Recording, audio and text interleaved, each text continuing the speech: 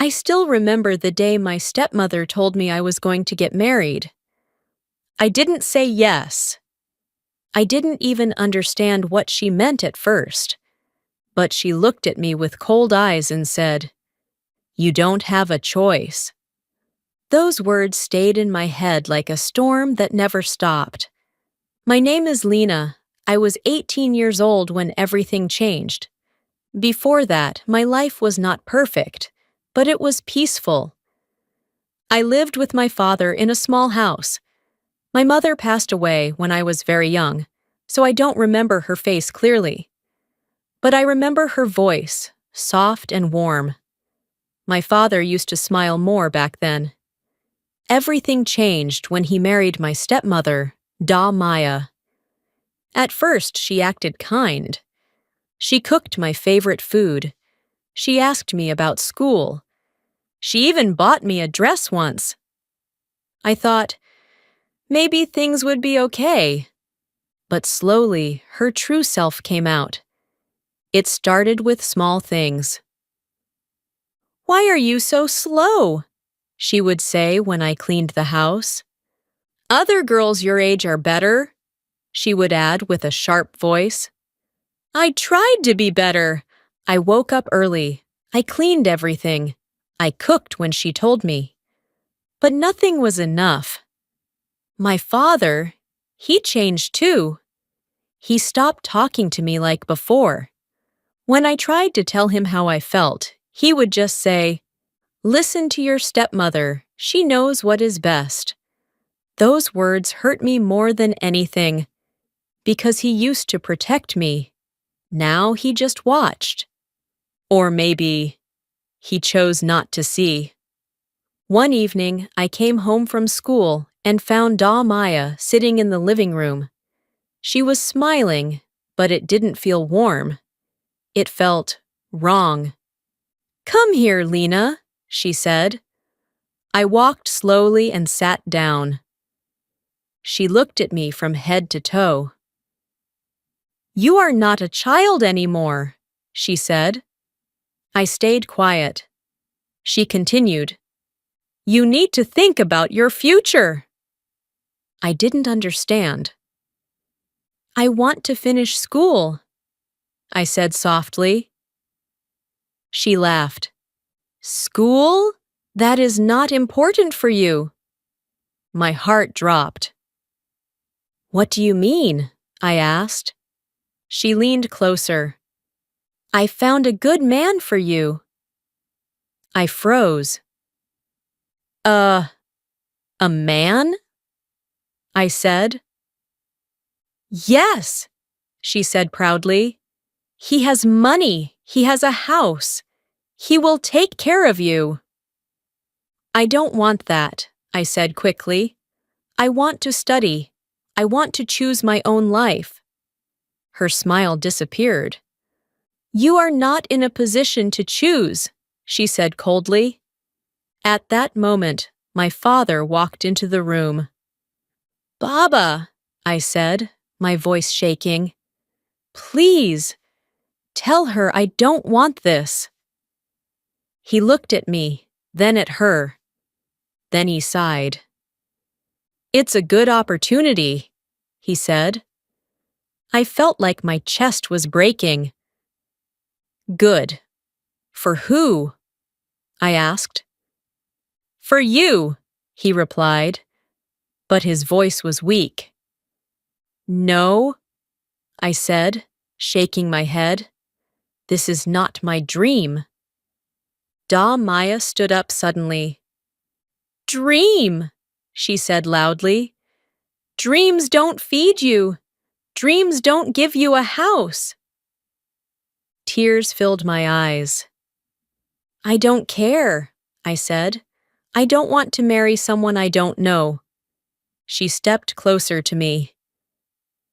"You will do as I say," she whispered. I looked at my father again. He didn't say anything. That silence, it hurt more than her words. From that day, everything became worse. She stopped letting me go out with friends. She checked my phone. She gave me more housework. "If you want to stay in this house," she said, "you follow my rules." I felt like a prisoner. One night, I heard her talking on the phone. "Yes," she said. "She is young and quiet. She will be a good wife." My hands started to shake. They were talking about me like I was an object, not a person, not a daughter, just something to give away. The next morning, she handed me a dress.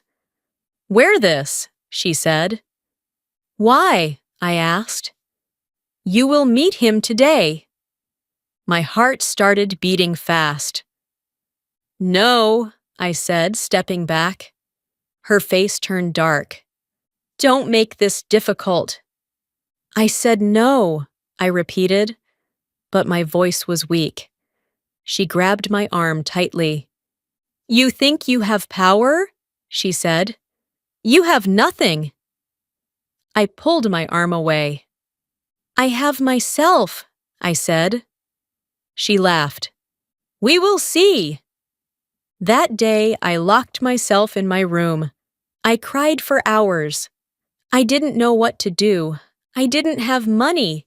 I didn't have anyone to help me. And my own father didn't stand on my side. That night, he knocked on my door. "Lina," he said softly. I opened it slowly. "Why are you doing this to me?" I asked. He looked tired. "I'm not doing anything," he said. "I just want a better life for you." "This is not better," I said. "This is not my choice." He looked down. "Sometimes we don't get to choose," he said. Those words broke something inside me, because I knew if I stayed silent, they would take my life away from me, and no one would stop them. That was the moment I realized I was completely alone. After that night, the house no longer felt like my home. It felt like a place where I was waiting for something bad to happen. Doll Maya became more strict every day. She watched everything I did. If I sat for too long, she would shout, "Why are you being lazy?" If I tried to study, she would say, "Stop wasting time. Books won't help you now." One morning, I woke up early to read my school notes. I wanted to hold on to something that still felt like mine, but she walked in and took the book from my hands. "You still don't understand, do you?" she said. "I just want to finish school," I replied quietly. She threw the book on the floor. "You don't need school where you're going." Her words made my stomach twist. "Where am I going?" I asked, even though I already knew. "To your husband's house," she said with a cold smile. I picked up my book, but I couldn't read anymore. The words became blurry. That same day, she told me to clean the whole house again. I had already cleaned it in the morning. "Why again?" I asked. "Because I said so," she replied. I stayed silent and started cleaning, but inside, I felt something growing. Not just sadness anymore. Something stronger. Something angry. A few days later, she told me we were going to visit someone. "Wear something nice," she said. "I don't want to go," I replied. "You are going," she said firmly. My father was standing near the door. I looked at him, hoping he would say something, but he just avoided my eyes. We got into a car. I sat in the back seat, my hands cold and shaking. After a short drive, we stopped in front of a big house. It was bigger than ours. The gate was tall, the walls were clean, everything looked perfect. But I felt scared. We walked inside. A man was sitting in the living room. He looked older than my father. His hair was thin. His face had deep lines. When he smiled, it didn't feel kind. "This is her," Maya said proudly. The man stood up and looked at me slowly, like he was checking something. He said. "She looks obedient." I felt sick. "I am not," I said quietly. Maya squeezed my arm hard. "Don't be rude," she whispered. The man laughed. "It's okay," he said. "She will learn." Those words made my chest tight. Learn what? To obey? To stay silent? To accept everything? We sat down. They started talking about me, like I wasn't even there. "She can cook," Maya said. "She wakes up early," she added. "She doesn't go out much." I wanted to scream. "I'm right here," I said. They both looked at me. "I'm not a thing," I continued. "You can't just decide my life." The room became quiet. The man's face changed. He looked annoyed. "Young girls talk too much these days," he said. "I'm not a child," I replied. Maya stood up quickly. "That's enough," she said. She forced a smile. "She is just nervous." I stood up too. "I don't want this," I said clearly. My voice was shaking, but I didn't stop. "I don't want to marry him." The man looked at Maya. His face was now serious. "You told me she agreed," he said. "She will agree," Maya replied. "No," I said louder. "I won't." My heart was beating so fast. I felt like I couldn't breathe. "Let's go home," I said, looking at my father. He stood up slowly, but he didn't look at me. Instead, he looked at Maya. She nodded slightly. Then he said, "Sit down, Lina." I froze. "What?" I whispered. "Sit down," he repeated. Tears filled my eyes. "You want this too?" I asked. He didn't answer. That silence again. It felt like a knife. I slowly sat back down, but my body felt weak. The rest of the visit felt like a nightmare. They talked about dates, about money, about arrangements. I just sat there staring at the floor. When we finally left, I felt empty. In the car, no one spoke, but I could feel it. Something was decided, and I was not part of that decision. That night, I packed a small bag, just a few clothes, my school book, and a photo of my mother. I sat on my bed and looked at the door. Should I run away? Where would I go? I had no money, no friends I could trust with this, no family. I felt trapped, like a bird in a cage. The next morning, Maya came into my room without knocking. "Get ready," she said. "For what?" I asked. "For your engagement," she replied. My heart stopped. "So soon?" I said. "Yes," she answered. "The wedding will be next month." "No," I whispered. She looked at me with sharp eyes. "You are still saying no?" she asked. "Yes," I said, louder this time. "I will never agree." Her face became angry. You are being selfish, she said. I am being human, I replied. She stepped closer.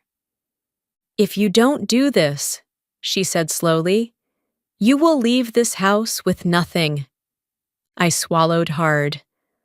I already have nothing, I said. For a second, she looked surprised. Then she smiled again. A cold, dangerous smile. We will see about that, she said. Later that day, my father came to my room again. Why are you making things hard? He asked. Because this is my life, I said. He sighed. You don't understand, he said. We have problems, money problems. I looked at him. So you are selling me? I asked. His face changed. Don't say that, he said. But it feels like that, I replied. He sat down. This man will help us, he said. He will support the family. And what about me? I asked. You will live comfortably, he said. With someone I don't love? I asked. Love. The word felt heavy. He didn't answer. Again. Always silence. I looked at him, tears falling down my face. I just wanted you to protect me, I said. He looked away, and in that moment, I understood something very painful. He chose her. He chose money. He didn't choose me. That night, I cried until I couldn't cry anymore. But inside me, something started to change. The fear was still there. The pain was still there. But now, there was also a small voice. A quiet voice, it said, "This is not the end." And for the first time, I started to think, maybe I don't have to accept this. Maybe I can fight back. The day of the engagement came faster than I expected. I didn't sleep the night before. I sat on my bed, holding my mother's photo, staring at her face. Please help me, I whispered. But the room stayed silent. In the morning, Maya came in with a bright smile. Today is your big day, she said.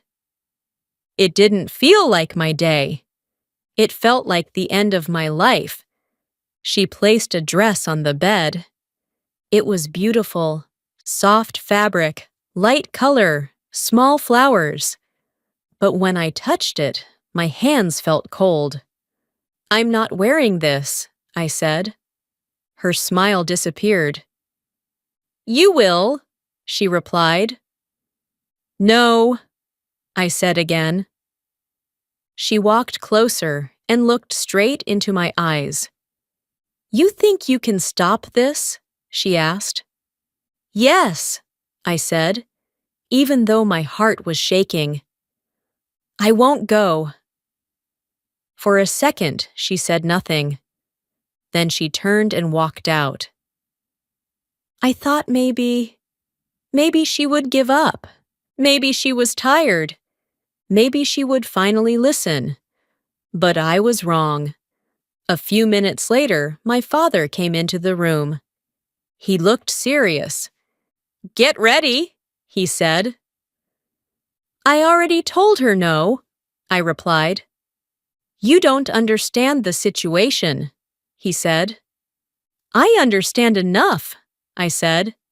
You are forcing me. His face became hard. No one is forcing you, he said. I stood up.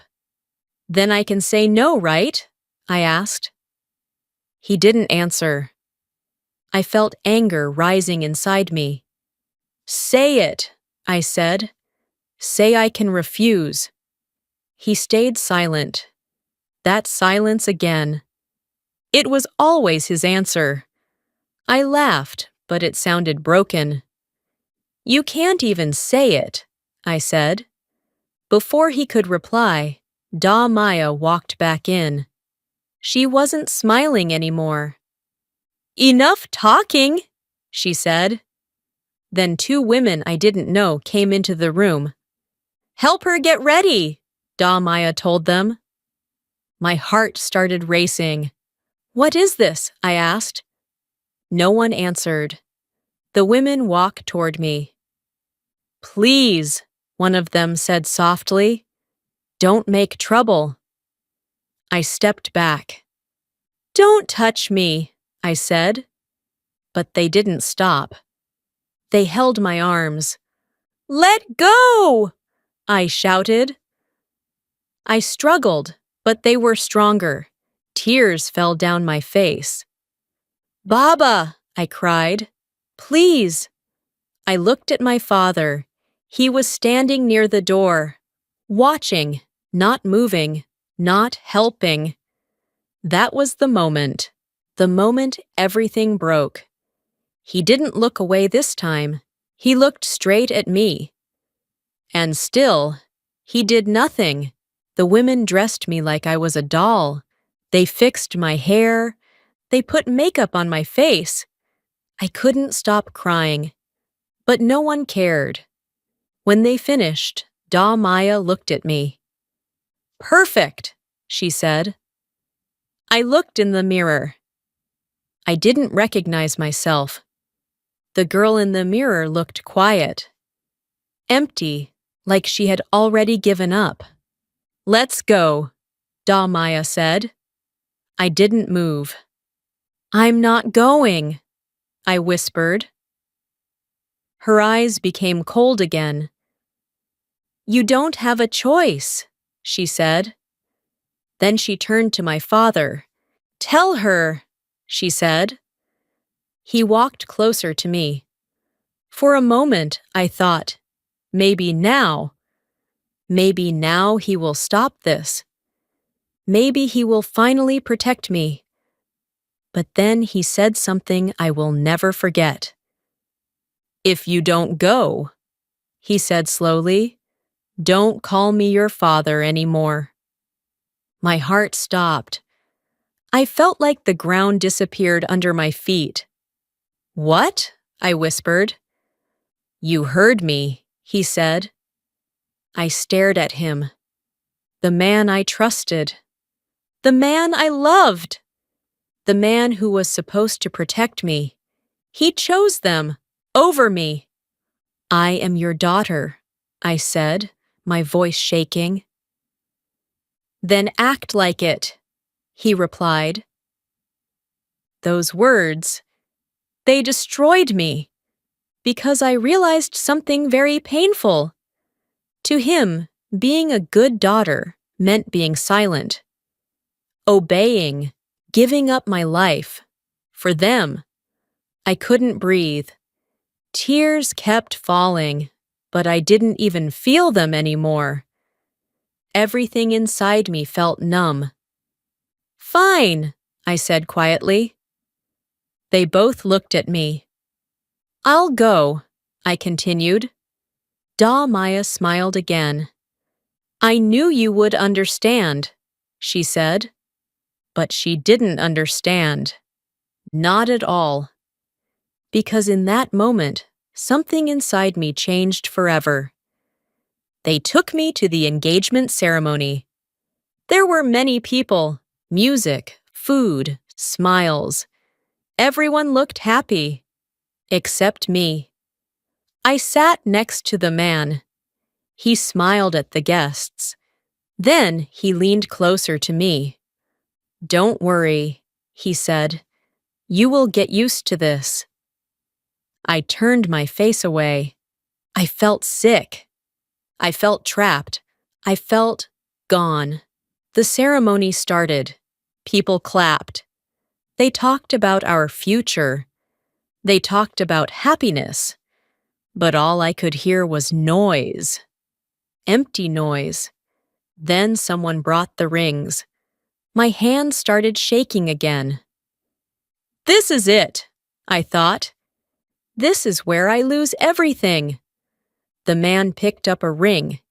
He reached for my hand. I looked at my father. One last time, hoping, begging, silently. But he didn't look at me. He was smiling, talking to someone, like nothing was wrong. That was the final betrayal. Not the forcing, not the shouting, not the control, but the fact that he acted like it was normal. Like my pain didn't exist. Something broke inside me, completely. The man held my hand tighter. "Stay still," he whispered. And in that moment, I stopped crying. I stopped shaking. I stopped feeling afraid. Because the pain was too much. And when pain becomes too much, it changes into something else, something stronger. I slowly pulled my hand away. The room became quiet. Everyone looked at me. My heart was beating fast again. But this time, it was different. I stood up. "I can't do this," I said. My voice was not shaking anymore. It was clear, strong, and for the first time, I felt like myself again. The room went silent. No music, no talking, just eyes, all on me. "I can't do this," I said again. My voice was calm now, stronger than before. The man stood up quickly. "What are you doing?" he asked, his face angry. "I'm choosing my life," I replied. Maya rushed toward me. "Sit down," she whispered through her teeth. "Don't embarrass us." I shook my head. "I am not your property," I said. Gasps filled the room. People started whispering. "She is crazy. What is happening? This is shameful." I didn't care anymore. For the first time, I really didn't care what they thought. My father walked toward me. His face was red. "You are making a mistake," he said. "No," I answered. "I was making a mistake before. Now I am fixing it." He looked shocked. "After everything we did for you?" he said. I felt a deep pain in my chest. "Everything?" I repeated. "You mean forcing me? Selling my future?" "Stop talking like that," he shouted. But I didn't stop. "You didn't listen to me," I said. "You didn't protect me." His expression changed. For a moment, I saw something in his eyes. Guilt. But it was too late. The man stepped forward. "This is unacceptable," he said. "You agreed to this marriage." "I never agreed," I replied. "You came here," he said. "I was forced," I answered. The room became louder. People started talking more. Some looked uncomfortable. Some looked angry. Maya grabbed my arm again. "You will sit down right now," she said. I pulled my arm away. "Don't touch me," I said firmly. She looked at me like she didn't know me anymore. And maybe she didn't. Because I was not the same girl. Not the quiet girl. Not the scared girl. That girl was gone. "I'm leaving," I said. "No, you are not," my father said. "Yes, I am," I replied. "If you walk out that door," he said slowly, "don't ever come back." The words were heavy. They hit my heart. This was it, the final choice: stay and lose myself. Or leave and lose everything else. I looked around the room. strangers, fake smiles, empty happiness. Then I looked at my father, the man who chose silence over me. Then I looked at Mia, the woman who tried to control my life. And finally, I looked at myself. I took a deep breath. "I will leave," I said. My voice was soft, but strong. I turned around and started walking. Each step felt heavy, but also free. Behind me, I heard shouting, "Lina, stop! You will regret this! Come back!" But I didn't stop. I didn't look back, not even once. I walked out of that house, out of that life, out of that pain, and into the unknown. Outside, the air felt different, fresh, cold, real. I stood there for a moment. My hands were empty. No money, no home, no family. But for the first time, I had something important. I had myself. I started walking down the street. I didn't know where to go. But I kept walking, because staying was not an option anymore. After some time, I reached a small bus stop. I sat down and held my bag tightly. Tears started falling again. But this time, they were different. Not just pain, but also relief. "I did it," I whispered to myself. "I really did it." A woman sitting next to me looked at me. "Are you okay?" she asked kindly. I nodded slowly. "I will be," I said, and I meant it. That day, I left everything behind. But I didn't lose. I won. Because I chose myself. The journey after that was not easy. I worked small jobs. I struggled. I felt lonely many nights. But I kept going, step by step, day by day. I went back to school. I studied hard.